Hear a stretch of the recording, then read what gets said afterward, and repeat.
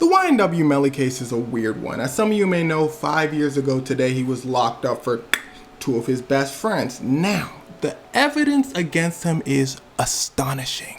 But he's gonna get away with it. Now, I know what you're thinking. Well, if he's gonna get away with it, then why is he still in jail? Yes, he is still in jail, by the way. Well, because YNW Melly had a problem. The police also know he's gonna get away with it, so they decided, why don't we just keep him for as long as we can? And it all started way back when YNW Melly was about 16. He didn't like some of his classmates, so he at them. The police arrest him, but it's only for a year because he's still 16. Now, why I mention this is because when you're on the police's list, it's hard to get off. He gets out on probation, which basically means a judge can send you back to jail if you do something that they don't like.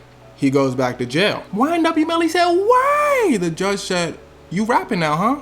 He said, yuh. The judge said, well, I don't like your songs. And this is where things take a turn. See, YNW Melly was making music and he was popping off. Because frankly, to be honest, YNW Melly does have a gift for music. His first few songs are already hitting charts. But this was a bad thing because again, he caught the attention of his judge. His judge said, you talk about in your songs, I'm sending you back. Which brings back the whole debate of should rap lyrics be used in the court of law.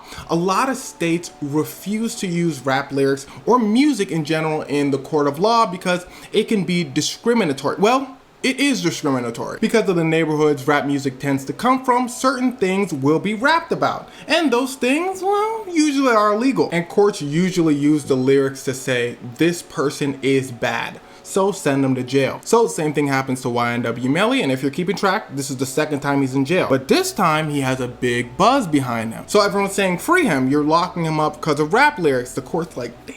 So they let him go.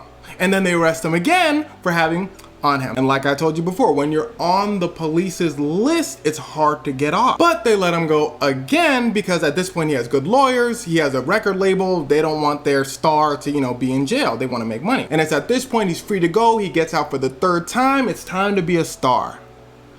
Until the fourth time he gets arrested. But this time things are a little more serious. See, he finishes recording a song with Kanye West called Mixed Personalities. The song becomes huge. It's Kanye West. Well, 2019, 2020 Kanye West. He's flying. People listening to his original songs, they saying, damn, this boy's snapping. YNW Melly like, yeah. The police go, yeah, you think you can rap about whatever you want now? You think you bad?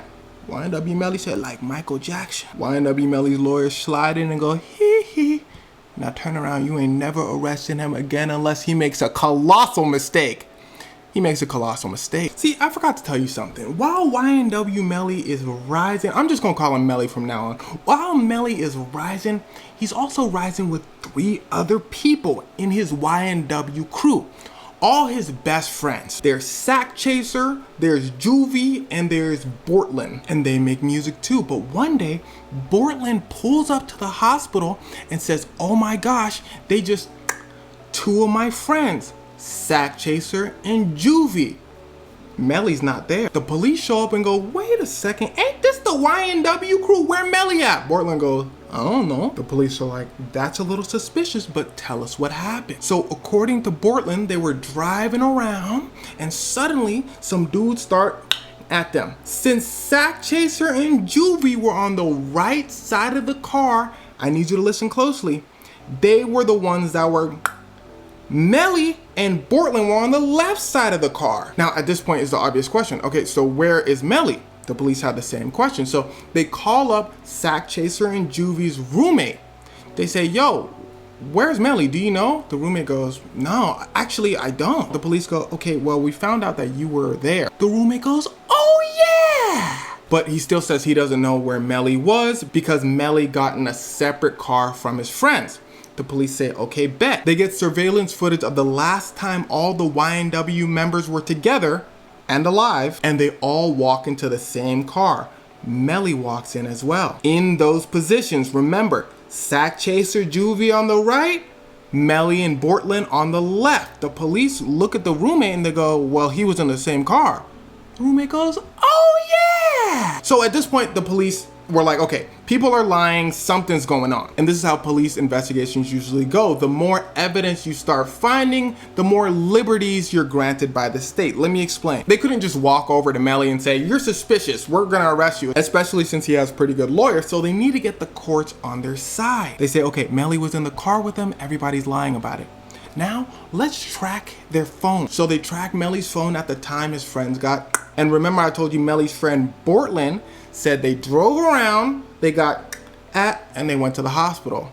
Well, he missed a couple steps. See, they drove around past the hospital and went into the woods. Well, it wasn't the woods, but it was like a deserted area. Remember, they're tracking Melly's phone. He's with the rest of the YNW members. The phone tracking then shows them drive back from the secluded area, dropping Melly off, and then driving to the hospital. It's kind of looking like he did it, right? Well, here's the thing about court cases. You always need more. So they went to the area they claimed they got at. Everybody's like, I didn't hear nothing. They got a K9 to look around for shell casings. The K9's like, I ain't seen nothing. So they drive to the secluded area. They said, K9, you see some? He said, oh, I see some. The K9 found shell casings and they matched what? Melly's friends. Let's take it a step further. They then do science stuff and figure out the came from inside the car. And trust me when I say, when it comes to ballistics, that evidence is pretty solid. They also said a drive-by did not happen. They even went as far as to track the fatal wounds, and they both came from the left side of the car. Remember, they said a drive-by happened from the right side. Well, all that being said, how could he possibly get away with this? Well, wait, I'm gonna tell you. Remember when I told you they were his best friends? Well, he was so close to them that he had their names tattooed on his face while they were alive. They've known each other since kindergarten. So people were like, but why'd he do it? And this is called motive. A motive is very important when it comes to court cases. You gotta know why somebody would do something, or at a certain point, it's just, we can make anything up, right? The police were like, well, have you heard his lyrics? People were like, we need a reason why he might have done it. The police were like, that's a good question. So they bring Melly in. They say, Mr. Demon. He said it's pronounced Demon. His last name is Demons, D-E-M-O-N-S. Do with that information what you will. They said, why'd you do it? He said, do what? They said, you know what? He said, I don't. They said, damn. They went to his friend. They said, why'd you do it? He said, do what? They said, you know what? He said, I don't. They said, damn. But the police decided to hold him there because they found on him. A month later, they were able to put all the evidence together and they said, okay, we're charging you for your friends. Now, this seems a little weird, right? Keeping someone in jail for a minor charge while you try to gather evidence for a larger charge. Well, this happens all the time in the court system where police toe the line of what's legal and not legal. When they go too far in illegal and they get caught, there's usually a mistrial, meaning the person's free to go. This toes the line a little bit.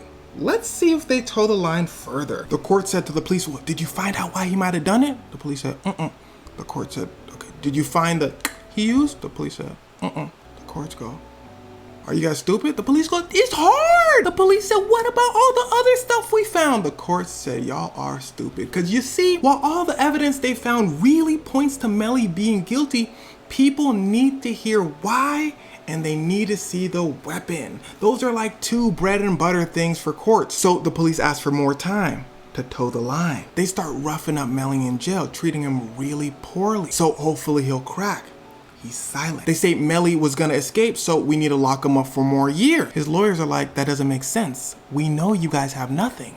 We're waiting for a trial. And at this point, it's been years. They're keeping him in solitary confinement, all that. His lawyer's like, okay, you guys need to let him go. The police said, no, we're still looking. So a judge slides in and says, okay, it's gone too far. It's been years. All right, you got to do a trial. And you know that feeling when you walk into school and you know you didn't do your homework? That must have been how the prosecutors felt. They presented all that evidence I told you in the beginning of the video. The jury's like, oh, Melly did it. Melly's lawyer walks up and says, why? The prosecutors were like, because he's bad. Let me show you some of his songs. Everyone's like, ooh. Melly's lawyer was like, well, jury, do you have any doubts? Is there reasonable doubt? The jury is like, I mean, a little bit. And how the court systems go is if you're gonna send someone to jail for the rest of their life, you have to be sure. On top of that, the police were proven to be so shady during the case that it was not a good look for them. At one point, the lead detective asked one of his colleagues to lie for him while the assistant state attorney was there, because they feel like they're on the same team. We're all trying to get him in jail. Let's just The lead detective asked his colleague to lie because he illegally took Melly's mom's phone and blah, blah, blah, blah, blah. The assistant state attorney shows up to trial and says he lied. The lead detective was like, now, wait a second. You snitching, girl? She said, yes. I thought we was on the same side. She said, I quit because I don't work with liars. And remember when I told you about that line? Well, now they started really tipping over. So the jury is like, ooh, no. It's obvious police don't have anything and they're willing to break the law. So how far have they gone? Have they lied to me about all the other evidence? The jury doesn't know. So they deliberate. 8 people say, I think he did it. 4 people say, I don't think he did. This resulted in a hung jury, meaning they couldn't figure out if he did it or not. The judge says, all right, mistrial. Melly's team goes, yeah. The prosecutor goes, what you cheering for? It's not over. Melly's team goes, let it go. The prosecutors go, no. Redo. So they ask for appeal, basically saying, let's do the trial over again. They want to bring in a bunch of evidence, showing his songs, showing a documentary about him where he says, I love.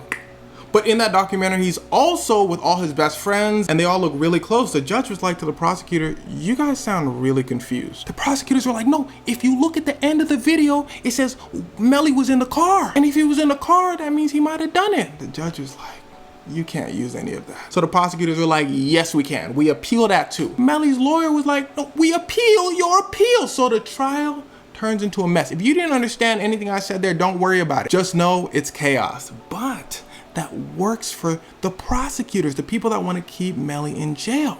Because while they figure this chaos out, Melly sits in a jail cell. So Melly's lawyers were like, it's been 5 years. You need to let him go. Or at least start another trial right now. The courts say, we're thinking about it. It takes them 6 months to think about it, and then they decide, we're gonna do another trial for next year. Now, at this point, it's insanely unethical. No matter if you think he did it or not, the court systems rely on innocent until proven guilty. So technically, he's an innocent man that has been in jail for 6 years. That's what Melly's lawyers say, but the judge says, Now, prosecutors know full well that the next trial is going to go the same as the first one. They still don't have any evidence, so they're going to lose. So it seems they just decided to squeeze out as many years as possible while putting Melly under very harsh conditions to kind of get their lick back. If there's something that you need to learn, is that the courts do not like to lose. They will find any way to deliver punishment when they know they're going to lose. It's the same thing that's happening to Young Thug now. Well, not the exact same, but similar. I have a video about it somewhere. And well, that's it. YNW Melly will be released, but only when the courts feel like it.